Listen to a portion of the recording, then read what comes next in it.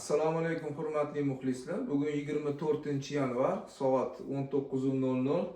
Demak, uy sharoitida vidgras yetishtirishni ko'ramiz, davom ettiramiz. Mana bu boksda dimlangan bug'doyimiz 2 kun dimlandi. Mana marhamat. Mana bunaqa holatda.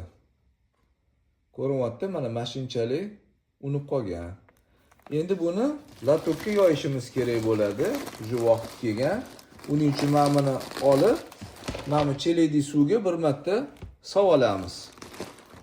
Xo'sh, endi latokka yoyishdan oldin mana bu moslamamizni o'rnatib olamiz, yaxshilab.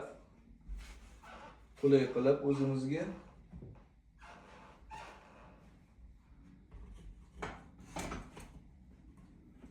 Mana o'rnashdi. Latok qo'yamiz. Mana latok teshiklari bor. Ko'rayotgan bo'lsanglar. Hop. Mana o'zini izlari bor. Shu bo'ladi. Mana shu oldi. Hop.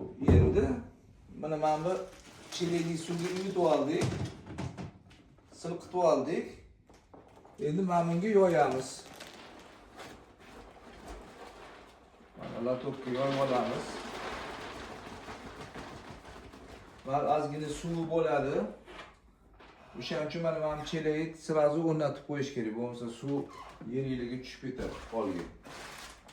Xo'p, oldin qo'lda yoyib olamiz. Bundoq qilib, tekis qilib, akkuratni qilib. Qalinligi 1,5 sm dan oshmasligi kerak. 1,5 patolog 2. Mana. Mana qilib, akkuratni qo'l bilan, mehr bilan yoyib olamiz.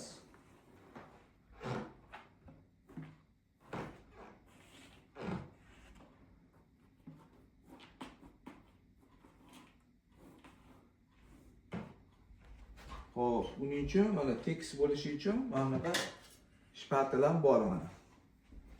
Mana bu qirg'og'idan sal qochiramiz. Bundoq qilib, sababi bug'doy o'sadi-da, ildizi o'shani teshiklarni bekitib qo'yadi. Teshiklarni bekitish mumkin emas. Endi suv oqmay qoladi. Chirishni boshlaydi, suv qolib ketsa. Mana shunaqa qilib, bundoq qilib tekislab olamiz. Hamma yog'ida bir xil qalinlikda yoyilishi kerak. Oson ish, приятный, mana hech kirmas, toza ish. Maza qilib ashula aytib qilsa ham bo'ladi. Mabodo. Mehr beriladi, xullas kalom. Mehr bersanglar o'zingizga ham yaxshi, приятный bo'ladi. Mana shunaqa qilib yoyib olamiz. Yo'larni yana tekis qilib, chiroyli qilib. Mana.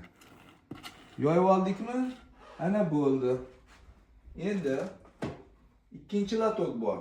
Ikkinchi latok mana bunaqasiga, ya'ni mana bunaqasiga yopiladi. Tushunarliga, bu yoq taraf emas, bu yoq tarafi bilan yopiladi. Demak, mana shunaqa turadi. Ertasiga ertalab ochib suv sepib qo'yiladi. Uni ertaga ertalab yana bir ko'rsataman. Yoki agar ulgura olmasang, ertaga ertalab kechki paytkisini ko'rsataman. Lekin ertalab ochib, mana bunaqa pulverizatorda pishillatib sepib chiqasizlar bir 15-20 sekund qilib, yarim minut qilib sepsanglar ham bo'ladi. Mana shunaqa qilib sepiladi.